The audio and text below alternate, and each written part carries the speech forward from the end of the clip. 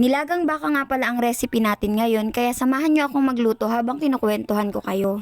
Naaalala ko nga na nung high school ako ay meron kaming vocational courses sa school at food tech ang kinuha ko. At dahil food tech nga ang course ko ay basically tungkol yon sa pagluluto. Yung pangalawa kong kapatid ay kumuha ng dressmaking habang yung pang-apat at yung pang-lima ay kumuha rin ng food tech. Sumunod sila sa yapak ko. Hindi nga nila alam na trap yon. Nung mga panahon kasi na high school yung dalawang kapatid ko ay nagtatrabaho na ako. So graduate na ako sa pagiging kusinera ko. Kaya nga nung minsang umuwi ako ng bahay galing trabaho ay naabutan kong nagsesermon ang mama ko. Meron nga kasing niluto yung kapatid ko na pumalpak.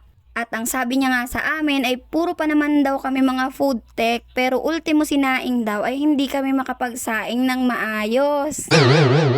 Nakakahiya nga yon para sa amin dahil puro pa man din kami mga babae. Pero syempre nga ay hindi naman talaga matatapos ang ating kabataan kung hindi natin naranasang matalakan ng ating mga magulang. Sa totoo lang ay aminado din naman kasi ako sa sarili ko na hindi naman talaga ako ganun kagaling magluto. Ang pagluluto nga kasi ay isang passion at hindi yun nakukuha at nape-perfect overnight dahil kailangan doon ng practice. Pero syempre nga kahit hindi laging masarap ang ating niluluto ay dapat meron din tayong mga basic skills sa pagluluto. Magastos nga kasi kung lagi lang tayong bibili ng mga lutong pagkain, 'di ba?